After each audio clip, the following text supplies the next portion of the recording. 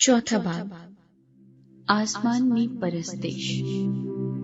इन बातों के बाद जो मैंने निगाह की तो क्या देखता हूँ कि आसमान में एक दरवाजा खुला हुआ है,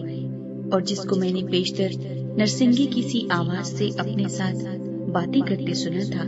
वही फरमाता है कि यहाँ ऊपर आ जा, मैं तुझे वो बातें दिखाऊंगा जिनका इन बातों के बाद होना जरूर है।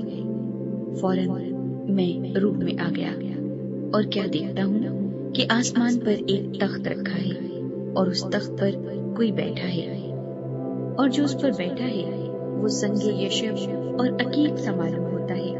और उस तख्त के गिर्द ज़मुरद की सी एक धनक मालूम होती है,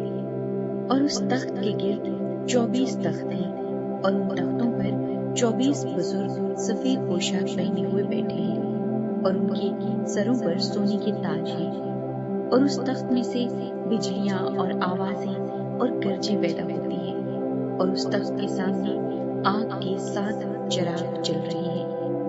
ये खुदा की 7 रूहें हैं, और उस तख्त के सामने गोया शीशे का समंदर बिलोर की मानिंद है, और तख्त के बीच में और तख्त के गिर्द गिर्द 4 जानदार हैं, जिनके आगे पीछे आंखें ही आंखें हैं। पहला जानदार बब्बर की मानिंद है, और दूसरा जानदार बछड़े की मानिंद, और तीसरे जानदार का चेहरा इंसान का सा है, और चौथा जानदार उड़ते हुए उकाब की मानिंद है, और इन चारों जानदारों के 6 पर हैं, और चारों तरफ और अंदर आंखें ही आंखें हैं, और रात दिन बगैर आराम लिए ये कहते रहते हैं कि कदूस कदूस कदूस, खुदावंद खुदा कादिर मुतलक, जो था और जो है और जो आने वाला है।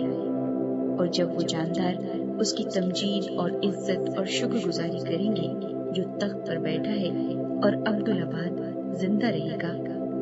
तो वो 24 बुजुर्ग उसके सामने जो तख्त पर बैठा है गिर पड़ेंगे और उसको सिजदा करेंगे जो अब्दुल-अबाद जिंदा रहेगा,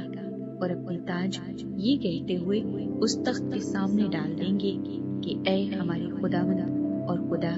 तू ही तमजीद और इज्जत और कुदरत के लायक है, क्योंकि तू ही ने सब चीजें पैदा की और वो तेरी ही मर्जी से थी